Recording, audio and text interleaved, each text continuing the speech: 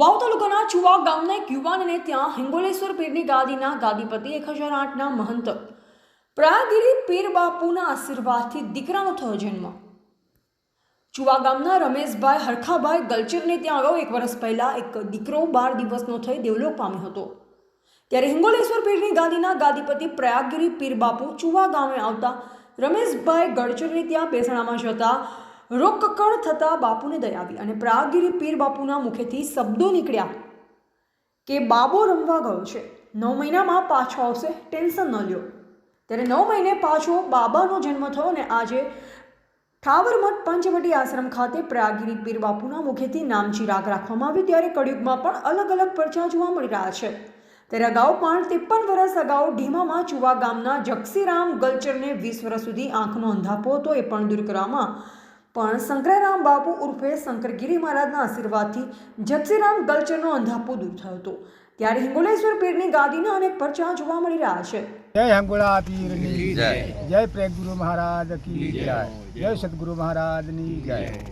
अमे चुवा गामना गलचर परिवार पथुभाई चतरा અને પ્રેગગીરી અમારા ગુરુ છે અને પરંપરા આદિયુગના કુળ ગુરુ છે અને સતગુરુ છે અને ધનગુરુ છે અને ગુરુનિષ્ઠ છે। દાર અમને ગુરુ બ્રહ્મ અને ગુરુનિષ્ઠ અમને પરમ બ્રહ્મ એમને બતાવ્યું છે, તો એ અમે આજના દાડા સુધી અમે એમને ગુરુને પૂજા કરી શકાય। તો આ છોકરાને અમારે ગુજરી ગયો હતો અને બાપુ ત્યાં ચુવા વધાર્યા હતા અને એ એવામાં સંજોગ આવ્યો કે બાપુએ એમને કીધું કે છોકરો રમવા ગયો છે તો સવારે આવશે, ચિંતા નહીં કરતા। તો બાપુના ઉપર ટેક અમે એવી રાખી કે બાપુ તો આ વચનનું પાલન કરતા હોય અને છોકરો આવશે તો અમે એમ કીધું કે આપણે ધોણે આવી અને નામ હલાવશે।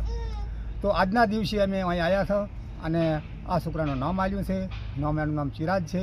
બોલો સદગુરુ મહારાજ કી જય। પટેલ સરપંચ ખેમજીભાઈ શાદાભાઈ પટેલ ગામ ચુવા, અમારા એક ગળચર પરિવાર એમને દીકરો વળી ગયો હતો 10-12 દિન થઈ। પછી બાબુભાઈ આપણે ગાદીએ અહીંયા ભાઈ ચુવા રોતા હતા। પછી પથ્થુ બાબુએ કીધું કે અમારે નાના ભાઈને પોતરો વળી ગયો છે, એટલે બાપુએ એવું કીધું કે રમવા જો 9 મહિને પાછો આવશે અને ખૂબ આનંદ મંગળ છે। અને બાપુએ આ ચિરાગ ન માલ્યું છે। ખૂબ આગળ આપીને ગાદીને વંદન। ગામ ચુવાના ગળસર પરિવાર ભાઈ રમેશ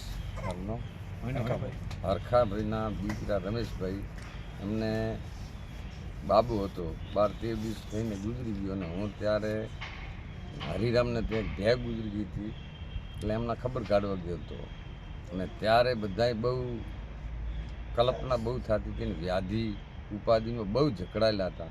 એટલે મને પથુભાઈએ કીધું કે ભાઈ મારે નાના ભાઈના પોતરો ગુજરી ગયો, એટલે બહુ આઘાત બધાને લાગ્યો। એટલે મને અમારી અને આ ગળચર પરિવારની અનાદિકાળથી એમના દાદાને પણ મારે ગુરુ મહારાજ શંકરારામ બાપુએ વચન આપ્યું હતું, જા કે અખિલ બ્રહ્માંડનો નાથ જેમાં ધરણીધર ભગવાન તને ઓખો આપશે।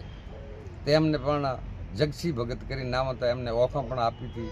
અને આ હમણાં જ 8 વર્ષ છે ત્યાં મંદિરનું પણ મેં ખાસ પાયાનો મુહૂર્ત કર્યો, એટલે મંદિર પણ બની ગયું। એ જ કુળના એમના જ આ ભત્રીજા ત્યાં હું ગયો ને બહુ આઘાત લાગી ગયો। એટલે મને અખિલ બ્રહ્માંડના નાથને કેવરાયું કે ભાઈ હવે આ રમેશ અને પથુ તમારો રબડો નહીં, કલ્પના ન કરો, એ છોકરો રમવા ગયો છે, 9 મહિને પાછો છોકરો તમારે ઘરે આવી જશે।